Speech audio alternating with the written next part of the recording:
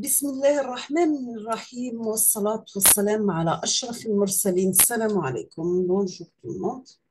Aujourd'hui, on va voir ensemble chapitre numéro 3, les systèmes experts.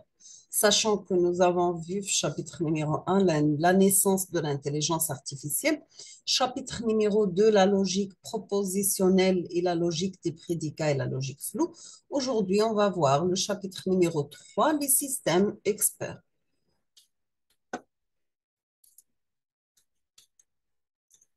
On va commencer par un peu d'histoire. Nous avons que quelques systèmes experts classiques. On trouve Dendral en 1969. Chimie recherche la formule développée d'un corps organique à partir de la formule brute et du spectrogramme de masse du corps considéré. CIN 1974, médecine, système d'aide au diagnostic et au traitement des maladies bactériennes du sang. Molgan en 1977, biologie engendre un plan de manipulation génétique en vue de construire une entité biologique donnée. Prospector en 1978, géologie aide à la géologue à évaluer l'intérêt d'un site en vue d'une prospection minière. Vous avez 1600 règles. On passe aux définitions maintenant. Nous avons qu'un système expert, c'est un programme informatique intelligent qui utilise des connaissances et des procédures d'inférence dans le but de résoudre des problèmes d'une difficulté telle qu'il exige une expertise humaine conséquente. On parle aussi des systèmes à base de connaissances. La connaissance nécessaire pour y arriver ainsi que les procédures d'inférence utilisées pouvant être assimilées à une modélisation de l'expertise des meilleurs spécialistes du domaine considéré. C'est avant tout un système d'aide à la décision.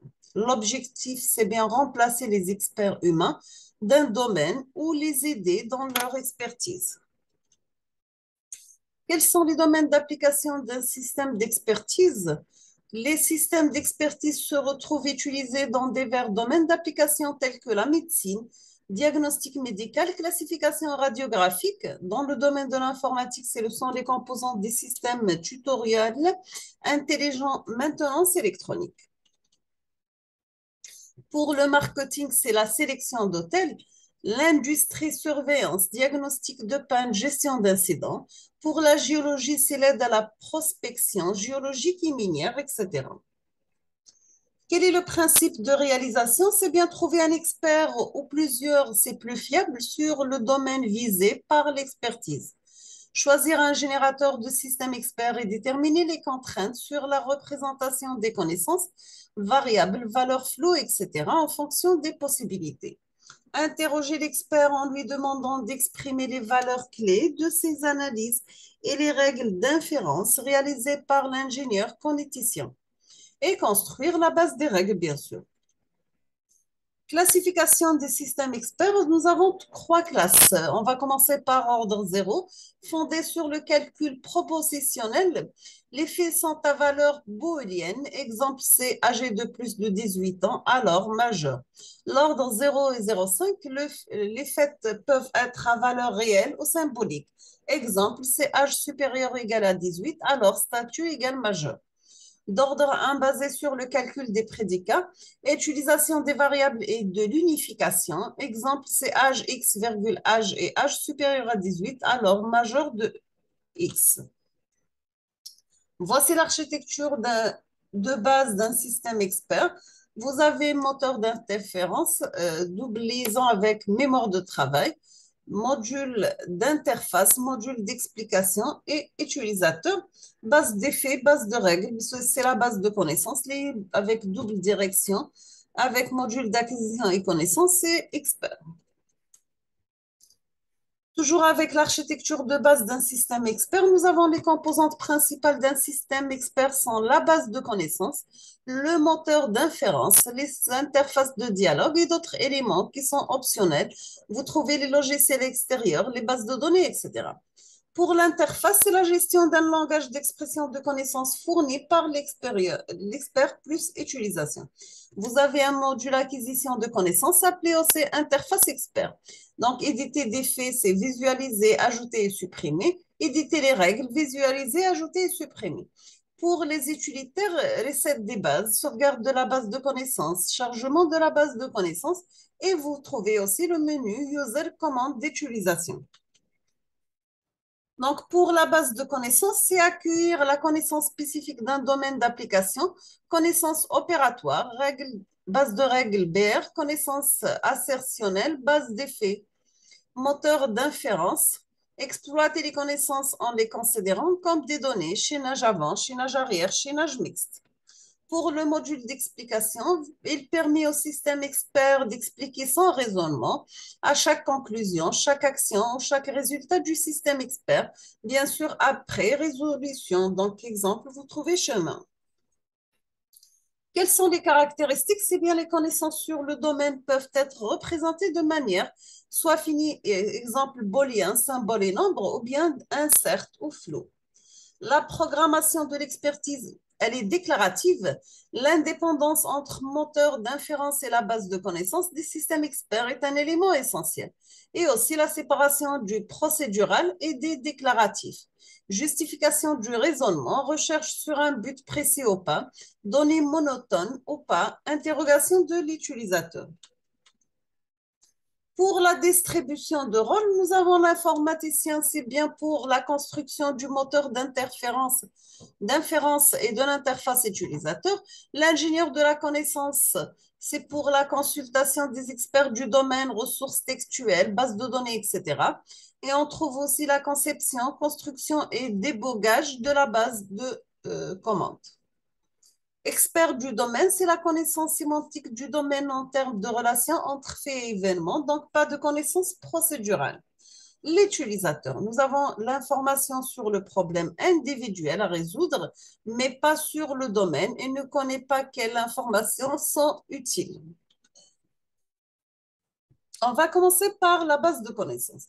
La base de connaissances, c'est l'ensemble des connaissances accumulées par l'expert humain. Elle est représentée en un langage déclaratif. La base de connaissances contient des faits, des règles et des méta-règles. La base des faits, les faits sont des variables décrivant le monde représentées par un nom et un état. On les utilise pour conditionner l'exécution des règles par le moteur d'inférence. La base de faits possède des caractéristiques suivantes. Nous avons mémoire de travail, elle est variable au cours de l'exécution et vidée lorsque l'exécution est terminée. Au début, elle contient ce que l'on sait du cas examiné avant toute intervention du moteur d'inférence, les faits initiaux. Puis elle est complétée par les faits déduits par le moteur ou demandés à l'utilisateur des métafaits.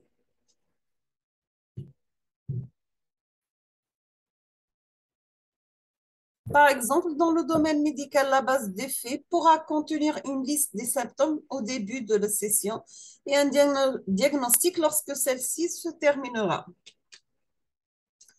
La base de connaissances toujours, le type d'un fait, vous avez booléen, donc vrai ou faux, symbolique ou nominal appartenant à un domaine fini de symboles réels pour représenter les faits contenus.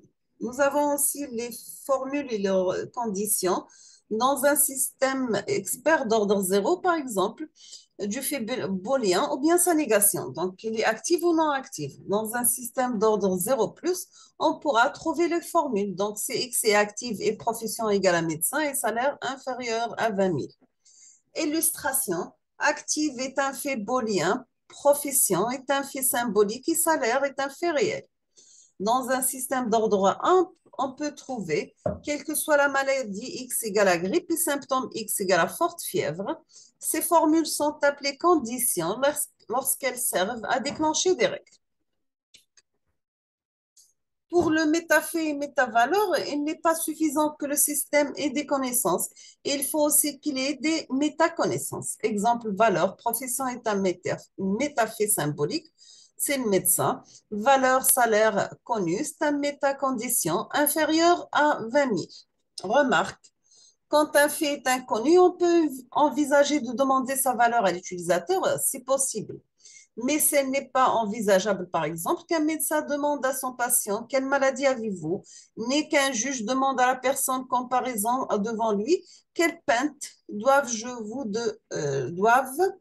vous condamner.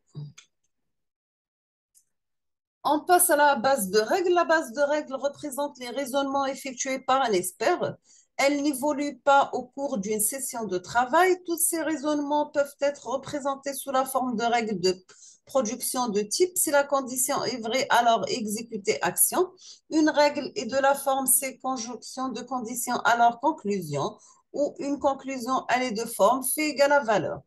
La conjonction comprise entre C et alors est appelée prémisse ou le déclencheur de la règle. Nous avons que la conclusion est appelée le corps de la règle. On écrit règle ainsi, fait égale valeur. Exemple, c'est revenu imposable égale connu, quotient familial connu, alors calculer le montant d'impôt égale vrai. Pour les méta-règles, une règle manipule des faits tandis qu'une méta-règle manipule des règles. On va prendre quelques exemples. L'exemple numéro 1, c'est le patient est un hôte à risque. Il existe dans les prémices des R des pseudomonias. Il existe des R mentionnant dans leurs prémices des KLEB, CALA. Alors, utilisez les premiers avant les seconds. Exemple numéro 2, MR1 égale 6 malades égale femme. Alors, considérez les règles R15 et R16. MR2, c'est malade égale enfant. Alors, considérez les règles R1 et R2. Toujours avec la base de connaissances, nous avons un formalisme de représentation. Pour la représentation des connaissances, on utilise des règles. Une structure if-then qui relie de l'information au défait de la partie if avec l'action dans la partie then.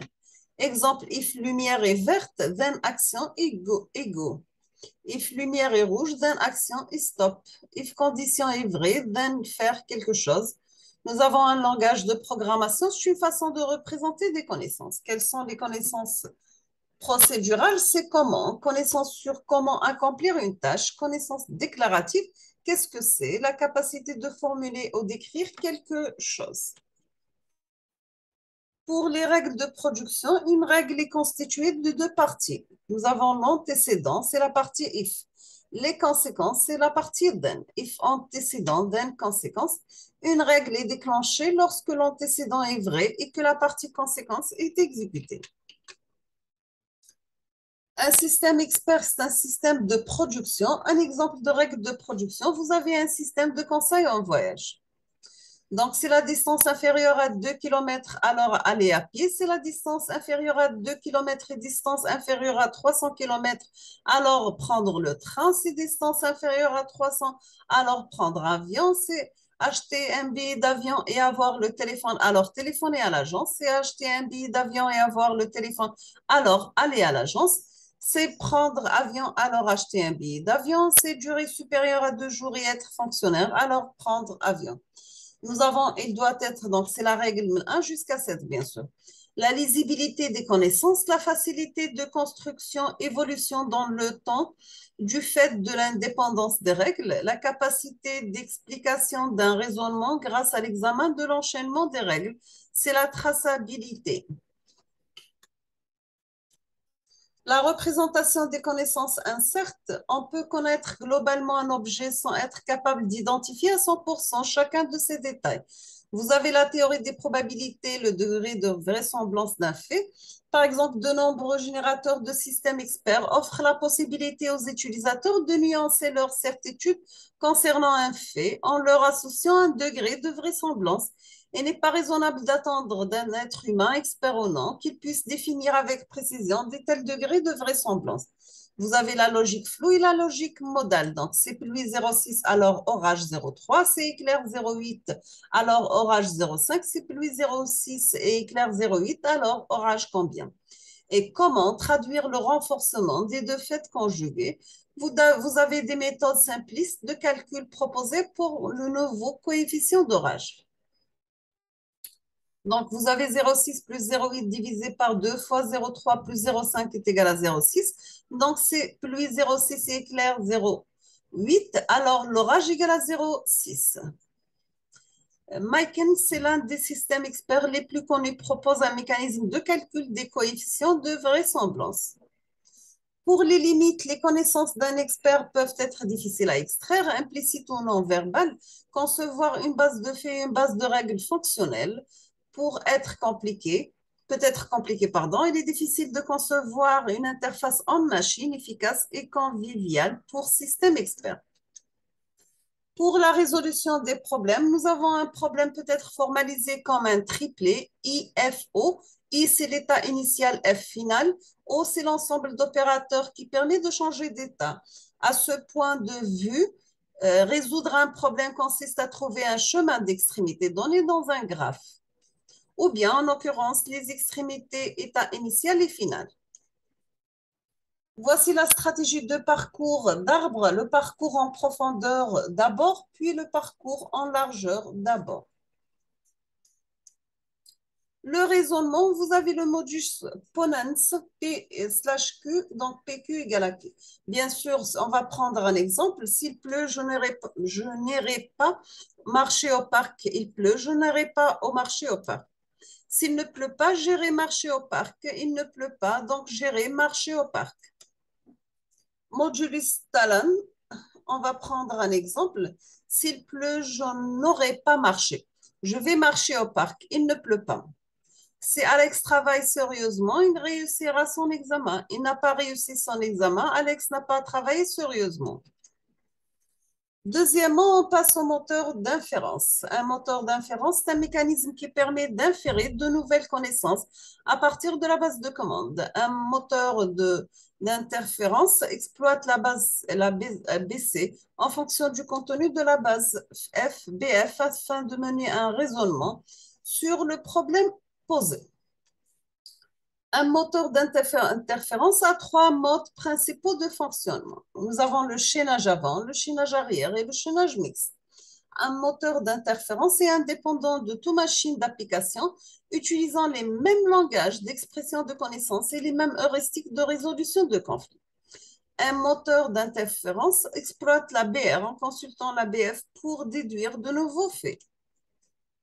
Un moteur d'interférence contrôle le raisonnement et enchaînement des cycles comportant chacun trois phases. Phase d'évaluation, constituer l'ensemble des règles déclenchables. Conflit 7, phase de résolution de conflits, choisir les règles à déclencher parmi les conflits 7. Phase d'exécution, c'est déclencher là où les règles retenues dans la résolution des conflits. Pour le cycle de bas d'un moteur d'inférence, vous avez la phase d'évaluation, sélectionner les F de BF et les R de BR qui méritent d'être comparés. Vous avez que le F et R doit être pertinent. Filtrage, c'est la mise en correspondance des déclencheurs de chaque R de BR et les F de BF. Sélection d'un sous-ensemble F1 de la BF, d'un sous-ensemble R1 de BF. Filtrage, nous avons que le moteur d'inférence compare la partie condition des règles de R1 par rapport à F1. La phase de résolution de conflit, le moteur d'inférence choisit les R qui doivent être effectivement déclenchés selon une stratégie, encore des heuristiques. Le moteur d'inférence détermine un sous-ensemble R3 de règles de R2 pour résoudre le conflit entre plusieurs règles de R2 a priori applicables suivant une configuration de la BF. Les cycles de base d'un moteur d'inférence, le système doit choisir une ou plusieurs R suivant certaines heuristiques. La première règle s'applique au contrôle, la règle la plus prioritaire, suivant un ou plusieurs critères définis par l'expert. Vous avez aussi la règle la plus spécifique, la condition la plus détaillée qui s'applique à la BF. La règle s'y référant à un élément le plus récent ajouté, sélection d'un sous-ensemble de R résultant de l'application de méta-règles, déclenchement prioritaire des règles amenant le plus grand nombre de conclusions. Et septièmement, ne pas choisir, explorer toutes les règles applicables en parallèle. Et huitièmement, arbitrairement.